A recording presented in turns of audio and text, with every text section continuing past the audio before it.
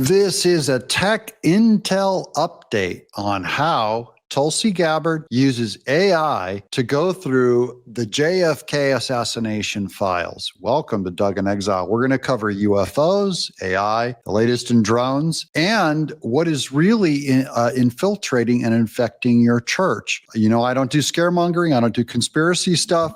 But this is huge breakthroughs I had not heard before. So we're going to get started over here on the Hill. And of course, thank you guys for subscribing. That's how you say thank you to us. And I appreciate all of my subscribers. Here's the Hill. So this is on that Tulsi Gabbard says AI was used to decide continued JFK files declassification. Now, this also gives you a clue on why the Island files take so long. All of the conspiracies that people are looking into, they're very frustrated. They blame Dan Bongino, saying he and Pam Bondi and Kash Patel are compromised. And you guys don't understand, like there's tens of thousands of files that they have to go through. And no, they can't send files out unredacted, some of them with compromised photos of underage victims. They don't want to reharm victims. So Director of National Intelligence, Tulsi Gabbard, said the Trump administration used artificial intelligence to help determine which documents related to the assassination of former President Kennedy should remain classified. Gabbard, speaking at an Amazon conference Tuesday, touted how the agency fed tens of thousands of pages of materials into AI systems ahead of their declassification to speed up the otherwise lengthy process. Quote, we have been able to do that through the use of AI tools far more quickly than what was done previously, which was to have humans go through and look at every single one of these pages, Gabbard said, according to the Associated Press. Experts said the process could have taken several months or years without the technology. AP reported. Gabbard called for using private sector technologies to speed up these types of processes, save money, and allow intelligence officers to spend more time gathering and analyzing information. And just so you guys know, I think the officers working on all these ancient conspiracies are wasting time and money. They should be on active cases and threats today. I'm going to show you the biggest threat to Trump's health for an assassination today. They should be working on it today. Free up guys to work on stuff today, not what happened 10 years, 20 years. That's my opinion on it. Now, here's Tulsi Gabbard on a Trump post over on X. He wrote, our deal with China is done. And this is going to have to do with AI too, because China steals a lot of our technology. Subject to final approval with President Xi and me, full magnets and any necessary rare earths will be supplied upfront by China. Likewise, we will provide to China what was agreed to, including Chinese students using our colleges and university, which Trump says has always been good with me. By the way, it is never good with me. Educating them, not a good idea. So I disagree with Trump on that. We are getting a total of 55% tariffs and China's getting 10% tariffs. So that looks like a good trade for me, to me. Relationship is excellent. Thank you for your attention to this matter. Now, this could really turn the markets around for us. Now, here's a Washington Post article on UFOs. And this one's on them all being fake, which I've long believed. There's no hard evidence that UFOs are aliens. My exclusive on-camera interview with a senior Pentagon official who admits the U.S. military faked UFO evidence and promoted false alien stories. Here's just the preview to it, and I'll give you a little more backup on why I've long to believe this. I don't think this has gone public yet, but those technologies and amazing capabilities were designed by Americans. So those images of flying objects are our flying objects. By the way Trump acts, he acts as if they were our flying objects. And we're very powerful. This country is very powerful. Let me tell you, it's far more powerful than people understand. We have weaponry that nobody has any idea what it is, and it is the most powerful weapons in the world that we have. More powerful than anybody, not even close. So the idea that he is open to them being aliens, He has never once promoted that. And that lie is to cover up for why people are seeing things in the sky. It's our technology. And built, manufactured, and flown by Americans. Some of these things we have, my God, they look like Klingon death ships. And Trump has said that in one of his interviews. He said, you wouldn't believe the tech we have. Like, he wouldn't give specifics on it, but the idea is we have weapons and flying machines that no one would even believe. That kind of tech. It can't go public because China will just steal it and develop it. Absolutely amazing. There was a lot of misbehavior by our government. We built these UFO cover stories to protect what we were really doing. Just so I get it and I comprehend this, Sure. There was a fake program that was a flying saucer alien program. Yeah, there was a false special access program. It wasn't real. And you're saying that sums up what these whistleblowers have actually seen. Exactly. So the whistleblowers see these ships, and they don't realize that our government not only knows about them, but is probably the ones flying them. I'm only saying that's an opinion from the New York Post from this one guy. That does not negate any of your experiences, but I'm telling you, I have long believed there is zero evidence, and it's a completely irrational idea that there are intelligent beings on other planets. And I believe it's largely unbiblical, but I don't know. That's my opinion on it. Giving you guys my opinion. Okay. Meanwhile, the self-driving car, this is on other kinds of big tech. We have a lot of not a lot, but we have some Elon Musk news to share here. Elon Musk's Tesla robo-taxis are coming to Texas this month. They're being rolled out. That means Elon Musk has announced they're going to be manufactured at his plant in Texas. And as people buy them in Texas, they will self-drive from the dealership to your house without a human driver. And they're going to be rolled. They're all over LA also. They're the ones that are being burned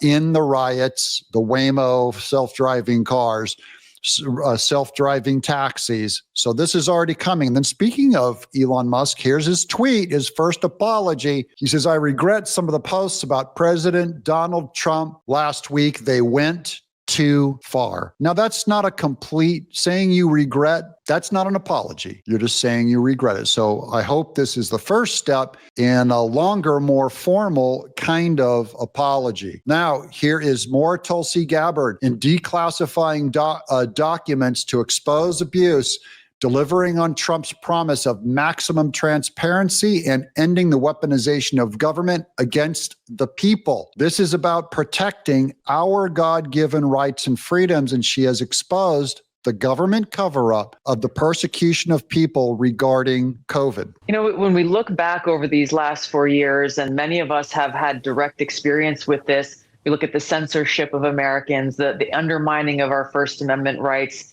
social media companies being used by the Biden administration to silence voices that were dissenting to or disagreeing or criticizing some of the Biden administration's policies. The documents that we are declassifying, that we've just done 3 over these last couple of weeks, really get to how they did what they did, the groundwork they laid out in ultimately labeling those who criticize the Biden administration's policies on everything from COVID vaccine mandates to those criticizing the Biden administration's open borders. This is really what I'm concerned with. It's not so much the what they did as the method. I want those methods made public so we can see that the government under Joe Biden attacked Americans' First Amendment rights. I don't care that it's about COVID or the border. That's not what I'm reporting on here, so don't even try to report me.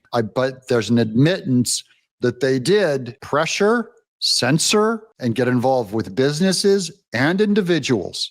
And so those documents are coming out. That's even more on tech. Here's more on AI. This is a first lawsuit of its kind.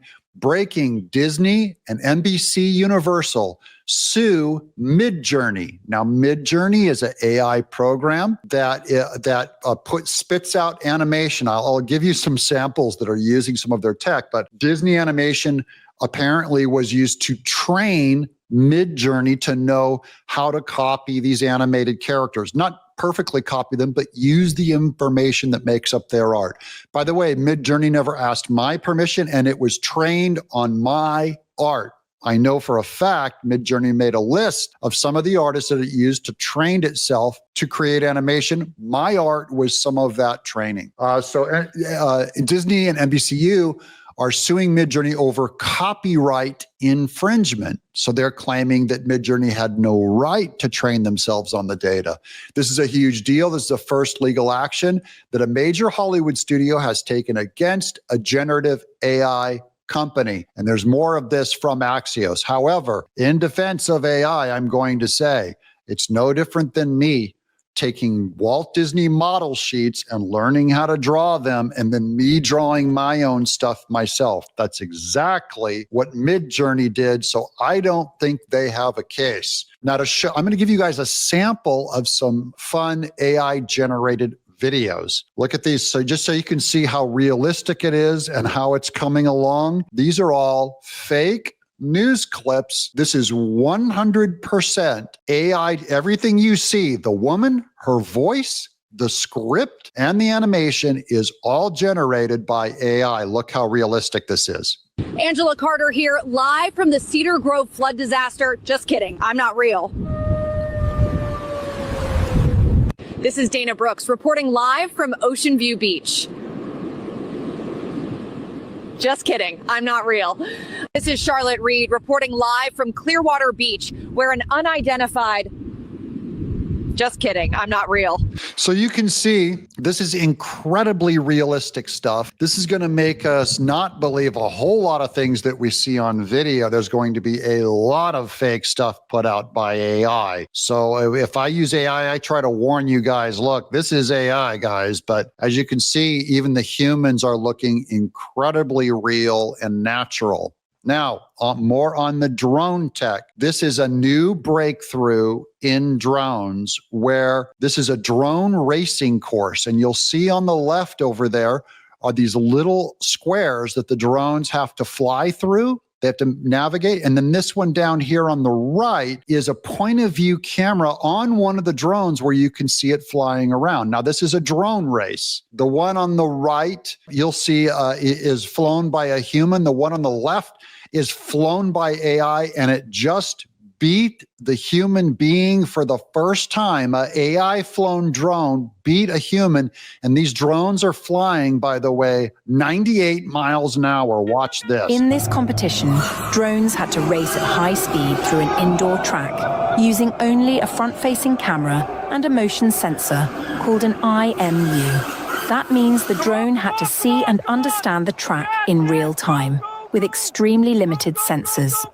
The drone from TU Delft not only won the main event, flying with peak speeds of 95.8 kilometers per hour through 22 small indoor gates, but it also faced off against 3 of the world's best human drone pilots. Okay, it's 95 kilometers per hour. I'm only saying, look, this is a major threat to all of our politicians. Are you telling me that they couldn't have a drone programmed with AI to fly 10,000 of them with C4 on them going 95 kilometers per hour, and they could swarm the president, they could swarm, J.D. Vance. We could do it to China. It could be done to Europe. It could be done to everyone. Okay, I didn't invent the technology. This is the future, at least the near future of warfare until something else comes up. I think it's a huge threat. This is what Dan Bongino warned us about. But don't be afraid. I'll tell you what to fear. The woke in our church is far more dangerous than AI,